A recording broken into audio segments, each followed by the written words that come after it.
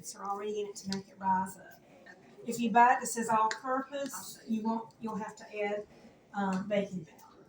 If you get the one that's dark and doesn't have the green seal. Okay. So I'm just going to take the thing and kind of level it off. Okay. Well, she said by self-rising. You need By self-rising? Okay. Self-rising. So that's a cup of flour. So we'll start with 1 cup of flour.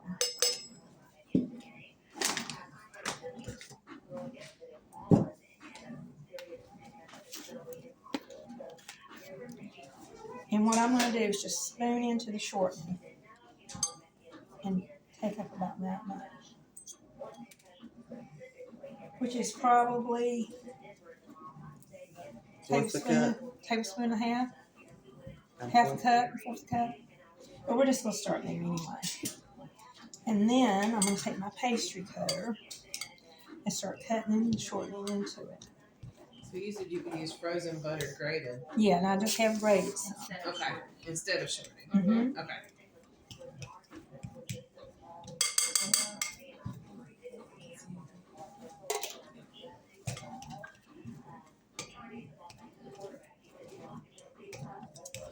And what I'm doing is just making it into little small pieces that cuts right on into all the flour. And going too heavy with this or too light with it will make the biscuit either a little harder or a little lower. It won't rise quite as good. So it's kind of by the eye. That's where I fail. Is that why mine's always like heavy? It's either too much shortening in your biscuits. Well, my mother always said it needs to like little balls or little peas throughout your flour. What did she use, Crisco or? She did. And a lot of people can like to use lard, which will give a more heavy, That's what we got, lard. but it makes a real flavorful biscuit. And I'm sure that's what people did when they rendered their own lard. They were using lard. So if you do the butter instead of the shortening, is it a whole stick? It'll be about the same measurement. I'll show you. Okay. Yeah.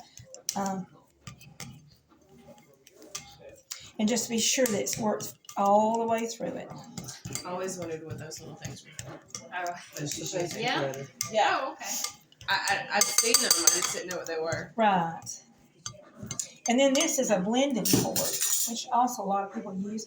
And they just take it and they work it in. I'll show you. Oh. We did it old school with 2 knives. Yeah, my mother used a fork. 2 butter She used a knives or a fork. fork. So you see how I'm just working. I use a fork. These are on because- Amazon.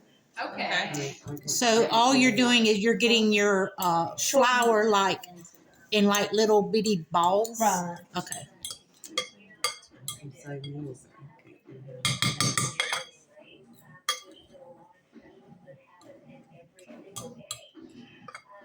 So I kind of think this looks pretty good to me.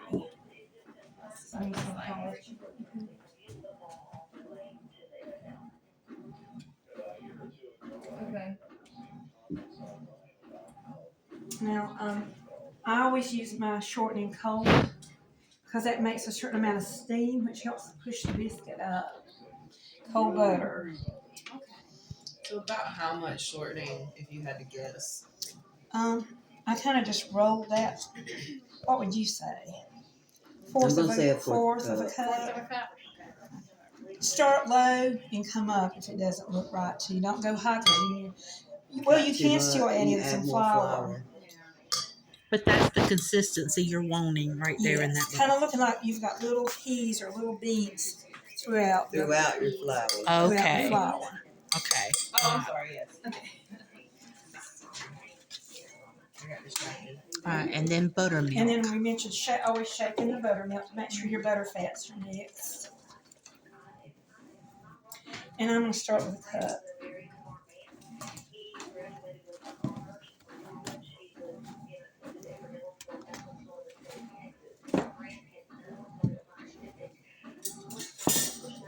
And what I'm going to do is just start slowly pouring it in.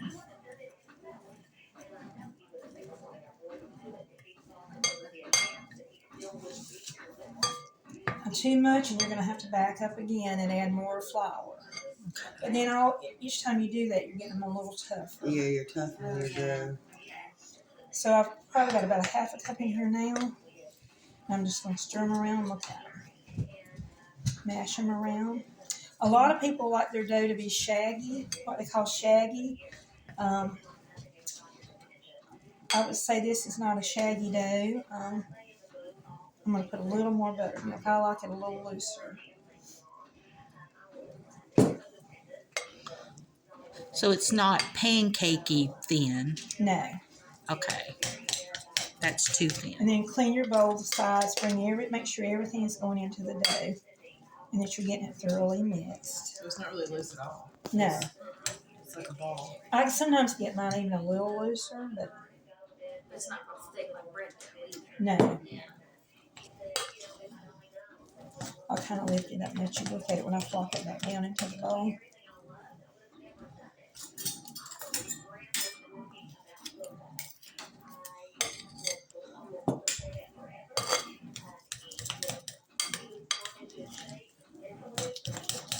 Oh, it just cleans the side of the bowl. And my mother used to say you want it when you're putting your buttermilk in to pull away from the sides of the bowl but not go like a wet batter.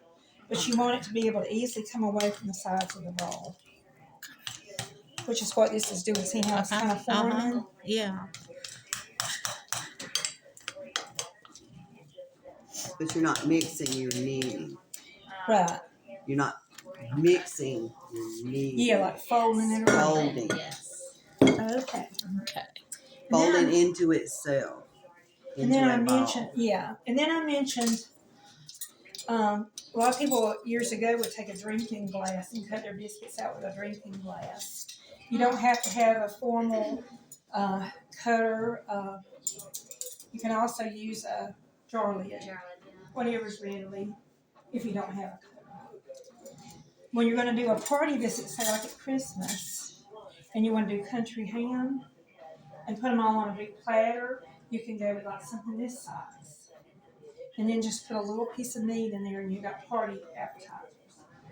Hint, hint, next Saturday. And then at Valentine's Day, if you'll just get a little bit of more substantial heart, you can cut out hearts and make real pretty hearties. Okay, and now what I'm going to do, I'm ready to flour up the surface. And I'm just doing like I do at home, reaching my hand in. Just get a little bit in my hand. And then you want to write video.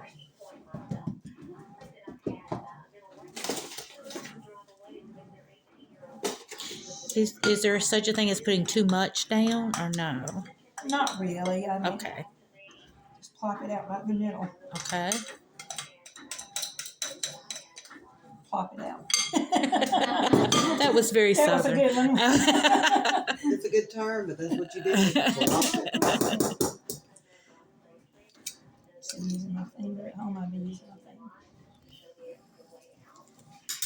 And then what I do, Now, do you need a bring roll? up one corner, Okay.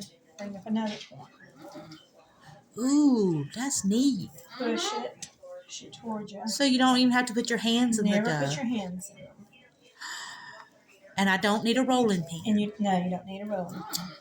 You don't want to overdo the turning. But then you take your hand, flip it. Be sure you still got plenty of flour down on the palm. It will stick to it. Okay. It's a mess. Then you start taking your hand, Okay. and it's all in feel. Let me get a piece of shortening off or dough, whatever. And that's about a good consistency. How thick is that? Well, you can go real thick. You can go. Oh, really it doesn't thin. matter. How you want your Okay. biscuit. Okay. Yeah, but I would go It's about half an inch. About a half an inch. Okay. All right. and then a little flour on the side for dipping your cutter into. And you start cutting. Oh, Bring it wow. up into your hand. Look Do what how the- pretty that is. Bless it. If you see anything like this, it's not a real pretty edge, work it around in your hand and make it smooth. Stack it in. Dip again. She makes it look easy. She does. Does, yes. Do I really? Yes. Well, she's been doing it for how many years? Long time. 20 something. Then I just take my finger again. That's like me using a tape dispenser. I make it look very You easy. just roll it over till it looks real pretty. Yeah. In your hand. And then you want to push them right up against one another. Right up against Make each them other. kiss. Okay. So my grandma Make 'em uses, kiss. she does the same thing, but she uses parchment paper. She doesn't touch it either. She's parchment. Really? Oh, Yeah. parchment paper. Okay. And then she'll pour Some- oil in her pan, and she'll put her biscuits down on like a stone and put them I've in seen the oil and use flip cooking them. oil too. Yeah, so it like fries like the whole thing. The whole kinda. thing's The whole kind thing of gets crispy. crunchy. Ah. Oh, yeah. And if you want to look really smooth on top, just take your finger and make sure you just kind of rub it around. If you're cooking them at home, you're not worried about this kind of thing, but if you're taking them somewhere and you want to. Have pretty biscuits. Yeah. I think next Saturday we're going to have a whole bunch of trays of biscuits because everybody's going to be so proud that we know how to make biscuits now. I And I Oh, remember my believe me. mama would always have leftover biscuits on the table. She always had a basket that was lined, and then she covered them up. Well, all of our friends would come, and they'd say, "Miss Johnson, do you still have biscuits?" Or either they would make themselves at home and go and cover them and eat them. And my oldest brother, his best friend Frank, he would always go and get him a biscuit, and he'd say, "I'd give anything if my mama made biscuits." Oh, Okay, this is another technique. When you get to the point where you don't really have a good cutting out area, I got one more out of that. It's surprising how many biscuits you'll be able to get out of just a cup and a half of flour. Take them all together and just kind of work them back up. ooh, I can take my frustrations out.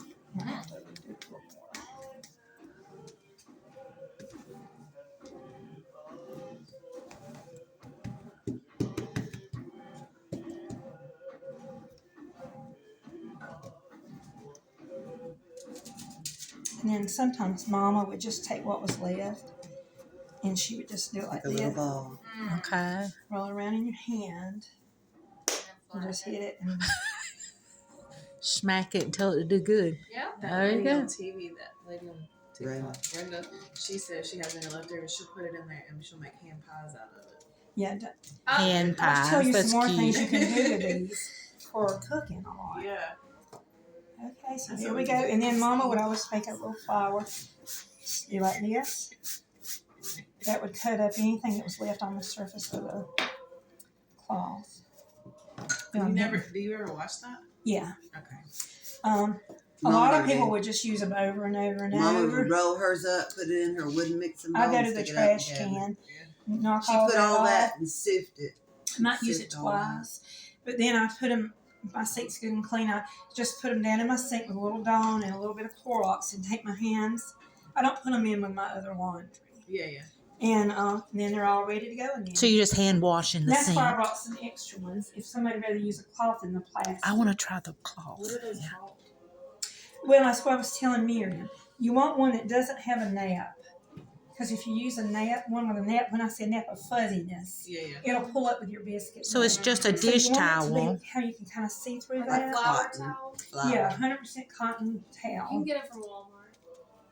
That's where I got mine. And They fill call them that bread one there. towels too. Yeah. I've seen them labeled that way. This is what grannies felt like. Yes. I just Mama didn't know would they had a use the specific Mama name. would use She the old use calendar. from She would. okay, from y'all the ready for feed me to bake store them? because it was All right, we're ready. It's on Hey, 425. What temperature? 425 on my oven. She said put 425. 5. See, we've got 7 biscuits out of a cup and a half. Yeah. It's not going to take very long then. 8 minutes. How long? About Until 8 it's brown. We'll see about 8 to 8 minutes on Y'all them help me. 7 biscuits. You want me to set the timer? Yeah. Okay. It's according to how many biscuits you got on. They're cooking. I'm good now. Okay. Think I added too much buttermilk or any down more? That's looking good. That was the thing. I think that's Sitting over good. there I think was you're two. I would Okay, put that just a looks little good. bit. Yeah, because it's not.